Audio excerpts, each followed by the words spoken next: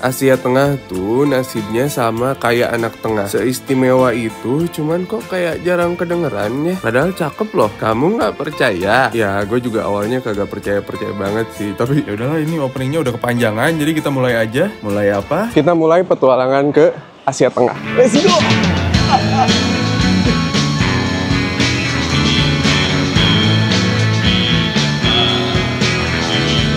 Bareng Traveloka, let's go, Babang Jicanggu.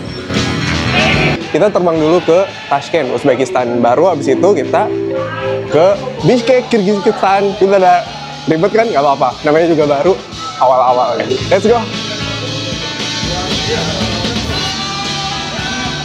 Kita akan ke 3 negara di Asia Tengah, Uzbekistan, Kyrgyzstan, dan Kazakhstan. Rutenya bagaimana nih? Nah, sebenarnya kalau dari Jakarta, kalian tuh bisa ambil penerbangan yang landing pertamanya tuh di negara manapun. Nah, kalau gua pilih untuk explore Kyrgyzstan dulu. Karena sesungguhnya gua tuh paling kepo sama negara itu. Untuk ke Kyrgyzstan ini nggak ada penerbangan langsung ya. Jadi ini gua singgah dulu nih sehari di Uzbekistan. Berikut terlampir hal-hal yang perlu kalian tahu saat transit di Uzbekistan. Dari bandara ke kota bisa naik taksi ya. Jangan heran kalau harganya tuh kayak cuma sekitar 30.000 rupiahan untuk waktu tempuh 30 menitan. Mantulitan memang. Untuk penginapan gue pilih di Marwah Hotel karena lokasinya tuh deket sama attraction yang bakal kita datengin selama transit. Ini hotelnya gue pesen di Traveloka ya. Udah dapat sarapan juga dan ada spa gratis kalau kalian lagi mager kemana-mana. Nah, deket hotel itu tuh kalian bisa main ke Chorsu Bazar. Ini pasar tradisional yang paling terkenal di Tashkent dengan bentuk bangunan dom yang gede banget. Di dalamnya tuh ya selayaknya pasar tradisional yang jual keperluan hari-hari ya. Tapi ya datang aja udahlah. Terus kalau kalian tahu, ini juga lokasi syuting salah satu girl band Korea yang terkenal. Ada yang tahu girl band apa? Kalau gue nggak tahu ya, karena gue juga ngarang barusan. Gak jauh dari bazar ada Hazrati Imam Komplek. Ini tuh jantung kegiatan agama Islam di Tashkent. Di komplek ini ada masjid, museum, makam, dan institut Islam juga. Namun sayangnya gue nggak bisa explore lama-lama ya di sini karena gue harus check out dan kembali ke bandara untuk lanjut terbang ke Kyrgyzstan.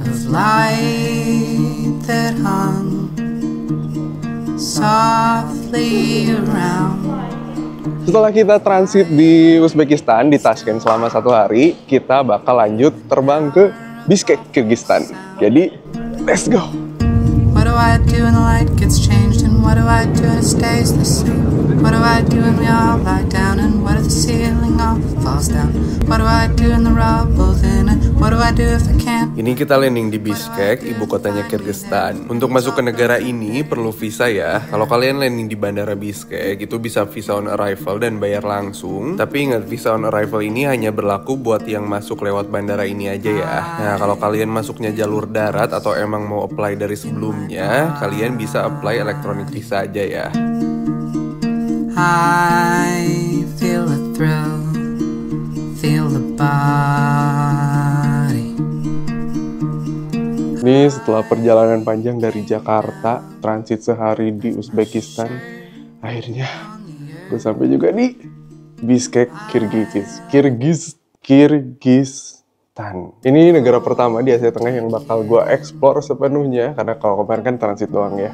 Nanti kita bakal explore Uzbekistan juga, tapi sekarang kita ke Kyrgyzstan dulu. Dan sebenarnya gue udah check-in sih tadi.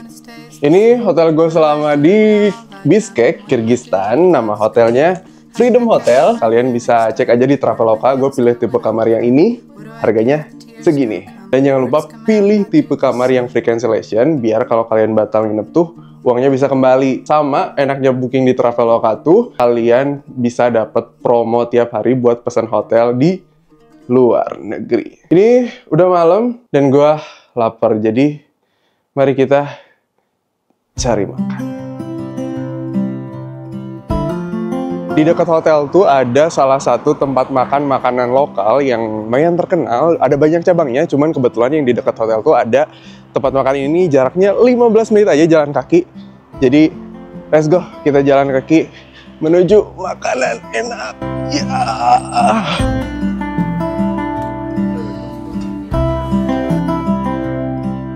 Lihat seberapa banyak makanan yang gue pesen, dari mulai pilaf, terus ini beshbarmak. Ini tuh kayak mie pakai daging, tebak daging apa? Daging kuda gitu. Terus ini mantis, ini kayak dumplingnya sini. Tadi juga gue udah nyobain ini yang kayak homemade rotinya sini. Sama minumnya yang nggak boleh ketinggalan, susu kuda. Cobain ini dulu. Asem, tapi seger, lucu. Kita cobain pilaf. Gue sebenarnya dari tadi penasaran banget sama pilaf ini. Katanya dicampur sama salad ini, tomat sama bawang. Nasinya gurih banget. Oh wow. Yang gue penasaran, ini base parma. Jadi mie pakai daging kuda di atasnya. Sebenarnya kalau kalian mau makan ini tuh yang orang lokal banget tuh makannya langsung pakai 5 jari gitu, dimakan kayak gini. Namun kayaknya gue masih belum berani ya untuk makan itu langsung pakai 5 jari. Jadi kita pakai sendok aja.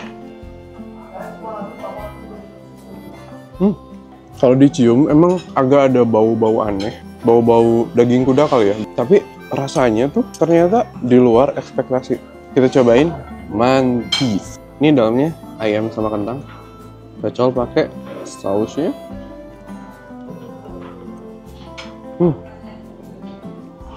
Enak juga. Ini malam pertama gue nyobain makanan-makanan lokalnya sini. Gue langsung jatuh cinta sama semua makanannya. Kalian harus cobain.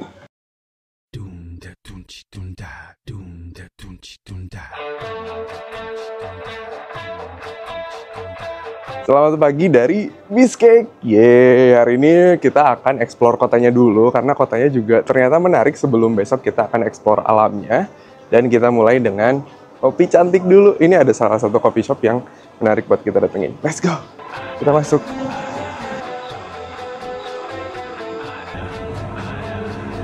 Oke, kita mulai dengan kopi ya. Ini gue pesan kopi latte sama pastry. Harga cafe latte ini sekitar Rp40.000-an. Jadi ya untuk secara harga sih emang mirip-mirip sama di Jakarta ya buat main-main di sini nongkrong. Ini juga kafenya buat kerja dengan interior yang cuanet. Sengaja gue pilih yang di area yang agak sepi, hidden gem begitu. Kenapa? Ini kopi gue udah habis, jadi saatnya kita explore tempat-tempat ikonik yang ada di Bishkek. Kita lihat ya, di sini ada apa aja. Let's go!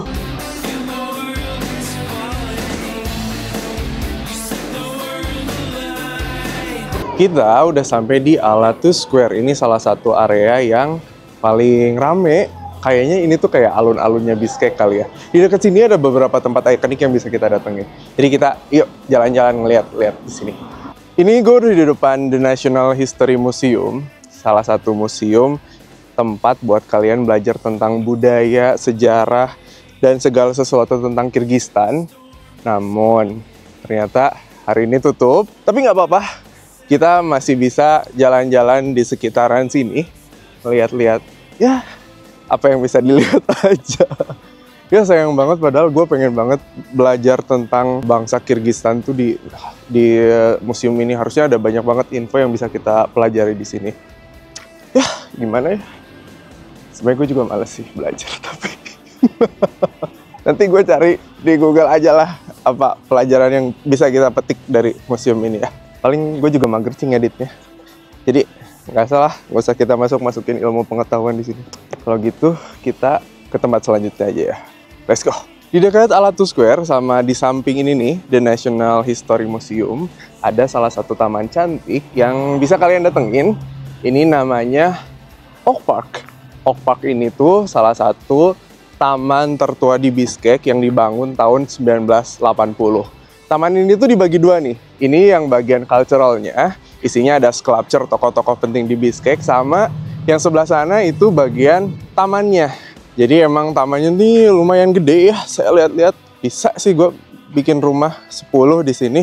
Terus gue jual gitu ya. Ya nggak apa-apa. Ngaku-ngaku gue yang punya tanah aja di sini ya. Ini ada salah satu patung yang paling center nih. Ini patung siapa? Gue juga belum tahu. Mari kita lihat. Kita harus budayakan membaca kalau lagi di mana-mana. Pakai bahasa Rusia. Sekarang kita masuk ke bagian tamannya ya. Ada apa? Banyak bunga-bunga dan kupu-kupu. Gue berasa Disney Princess ya. Sungguh ini tamannya cakep juga ya. Gue happy deh di sini.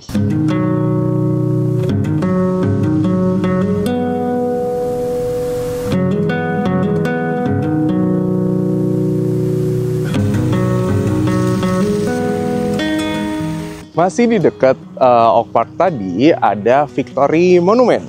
Ini jalan aja sekitar ya 15 menit sampai 20 menit sambil ngeliatin suasana kotanya juga. Kalian notice gak sih di sini tuh ada banyak banget patung tokoh gitu, monumen siapa gitu ya. Gue jadi punya cita-cita satu saat patung gua tuh didirikan juga di kota ini. Minimal gue ada tuh di situ tuh ikutan gitu. Duduk nggak apa-apa deh patung gua. Ini salah satu minuman yang bakal sering kalian temukan di Bishkek, namanya Aralash. Kita coba dulu ya. Ini mirip sama susu kuda yang pertama kali kita minum pas malam itu di Nafat. Bedanya ini ada kayak sereal-sereal gitu. Segar sih. Cobain. Kita udah sampai di Victory Square. Di belakang gua nih, ini Victory Monument. Ini adalah monumen yang didirikan untuk memperingati kemenangan melawan Jerman. Di sana tuh di monumennya tuh ada api abadi sama ada patung perempuan sebagai simbol dari seorang istri yang lagi nungguin suaminya pulang dari perang. Kalau kalian udah di Victory Square, di seberang sana tuh ada dua tempat menarik sebenarnya. Di sana itu adalah bangunan sirkus tertua di Bishkek. Sekarang udah nggak beroperasi, tapi bangunannya masih ada. Dan sebelah sana ada Masjid Turki. Kenapa ada Masjid Turki di sini? Kita sambil lihat ke masjidnya ya. Nanti gue ceritain sesuatu. Let's go!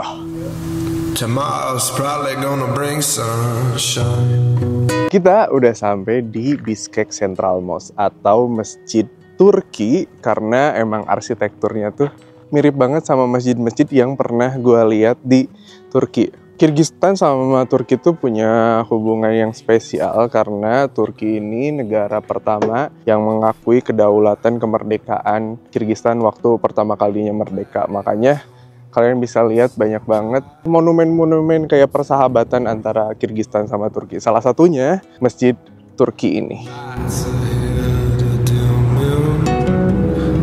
Kita cari makan ya. Jadi tuh ada satu tempat makan favorit orang lokal di sini yang jual menu makanan khas Bishkek dan ini selalu rame. Jadi gue malah makin penasaran buat cobain. Oke, makanannya udah datang.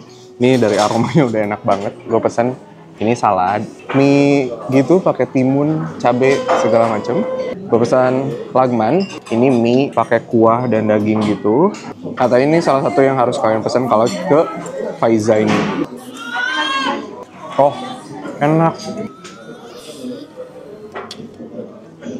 Tekstur mie-nya tuh yang kenyal gitu. Tapi kuahnya juara sih. Terus yang selalu gue pesen, gak boleh ketinggalan, plov. Kali ini gue mau nyobain fried mantis. Jadi mantisnya kali ini digoreng. Berair. Isinya ini daging kambing.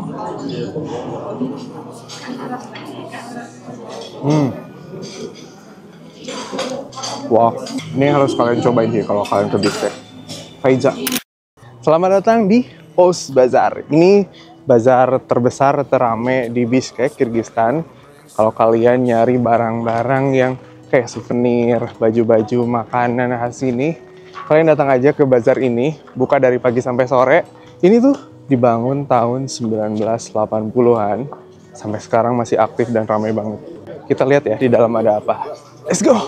Ini sesungguhnya gue datang ke sini tuh kesorean, jadi udah banyak warung yang tutup nih gue lihat-lihat. Nah, makanya kalau kalian mau nyari camilan-camilan lokal atau oleh-oleh di sini, kata gue lu datang lebih pagian ya. Ini kalau bisa jam 2 subuh udah standby di gerbangnya. Meskipun bazarnya baru buka jam 9 sih.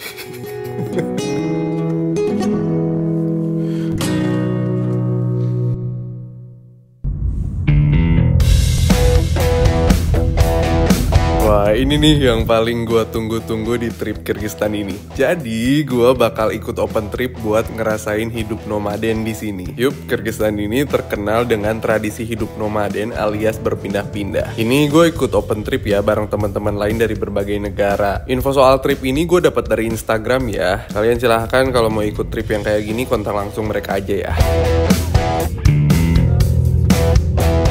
Dari Bishkek kita menepi ke bagian Kyrgyzstan yang belum pernah gue lihat sebelumnya. Dan itu sungguh cakep banget sepanjang jalan. Ini trip sesungguhnya belum mulai ya. Kita tuh baru jalan menuju ke base camp sebelum mulai petualangan panjang.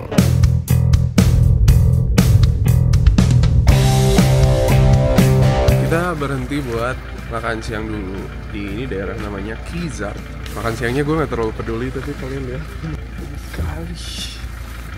Sampai di base camp, kita makan siang dulu, makan makanan lokal sini. Kita harus mengisi tenaga karena apa? Karena kita bakal berkuda selama 3 hari 2 malam ke depan. Kita mulai perjalanan naik kuda.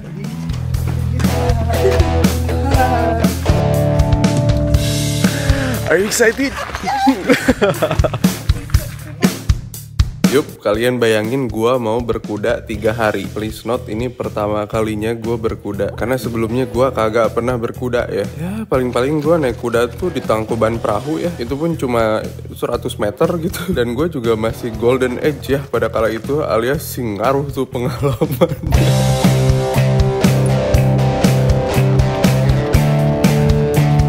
Ini kita udah di tengah-tengah pemandangan yang indah naik kuda bareng-bareng sama teman-teman yang ikut open trip juga. Ini buat kalian yang bahkan beginners kayak gua nih yang baru pertama kali naik kuda, ini sangat-sangat aman dan sangat recommended, jadi nggak takut juga. Review jujur, pengalaman pertama kali naik kuda cek. Jujur, naik kuda tuh ternyata seru banget cuy. Ya meskipun sepanjang jalan vantat gue kayak goyang dompet, tapi ternyata nggak semenakutkan itu loh. Nih ya, lu tahu 80% peserta trip ini tuh pada pertama kali naik kuda juga. Dan gue lihat-lihat pada lancar jaya tuh. Jadi kalau kalian emang mau ikut trip ini tuh nggak usah khawatir dan takut kalaupun nggak ada pengalaman berkuda seperti saya ya. Cuman ya agak siap-siap kebas aja ya di bagian tersebut. Namun itu tidak menjadi perkara sama sekali karena pemandangan sepanjang jalan tuh semagis ini.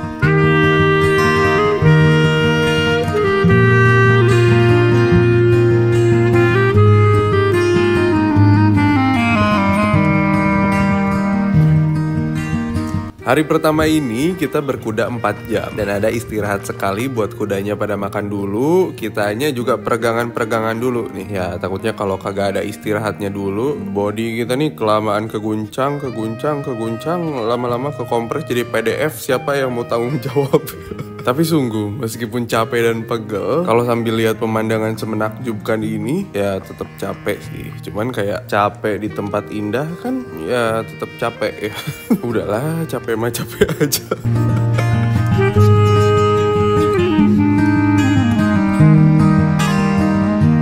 Malam pertama di perjalanan ini, kita akan bermalam di Kilemchev Village. Kalian bayangin ya, gue tuh ada di lembah di antara bukit-bukit yang indah. Gak ada listrik, gak ada sinyal, gak ada motor knalpot maman racing yang tiba-tiba lewat. Kagak ada suara-suara spektakuler dah pokoknya. Di sini tuh cuma ada kayak suara air dari sungai terdekat. Cuma ada rumput yang sesekali goyang kena angin kemudian mati karena dikunyah kuda-kuda liar dan kuda yang bawa kita ke sini. Cuma ada udara seger yang unlimited, bebas hirup tanpa dipungut biaya apapun, dan ada dingin yang bikin makanan lokal yang dimasak di sini jadi lebih banyak asapnya. Semenyenangkan itu ya makan makanan anget setelah perjalanan yang juga menyenangkan, yang bikin momen ini jadinya kayak menyenangkan kuadrat. Dan ini belum ada apa-apanya karena besok bakal jadi perjalanan yang menyenangkan pangkat 100.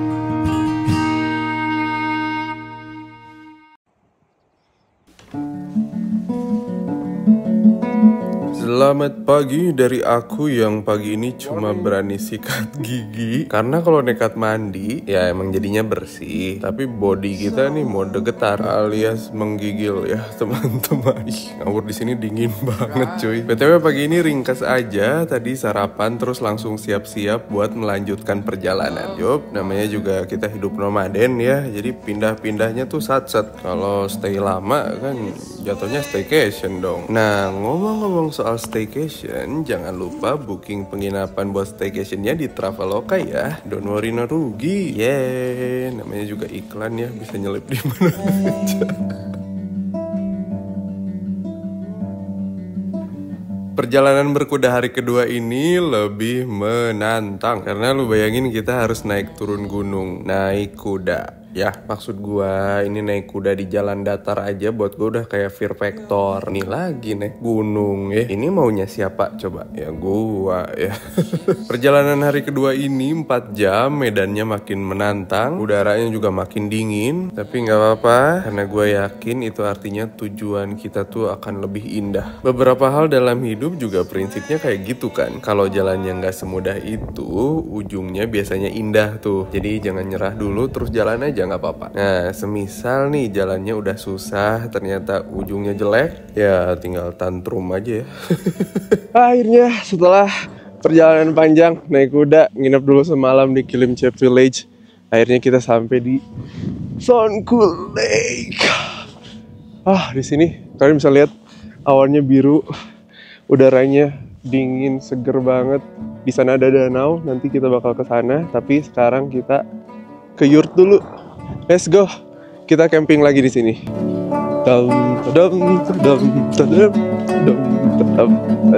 Kita akan nginep di yurt namanya. Yurt ini tuh salah satu tempat tinggal orang-orang nomad di sini. Yurt itu kayak tenda kali ya, tapi didesain khusus biar di dalam tuh tetap anget. Karena di sini emang sedingin itu.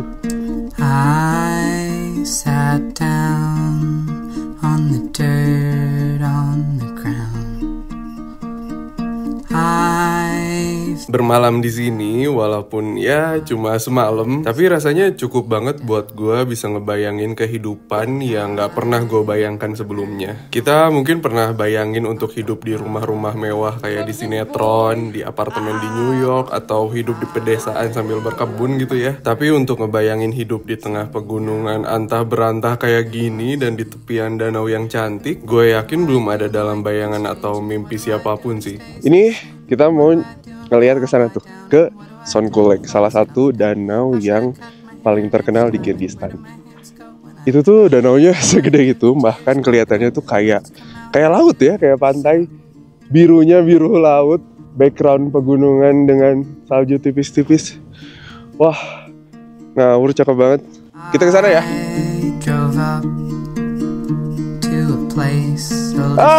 Bagus. Tempat kita nginep ini di tepian Danau Soncool. Ini danau yang ada di ketinggian 3016 meter dan dikelilingi pegunungan Tian Shan. Ini tuh danau kedua terbesar di Kyrgyzstan. Kalian mau datang di musim apapun tuh, danau ini selalu cantik.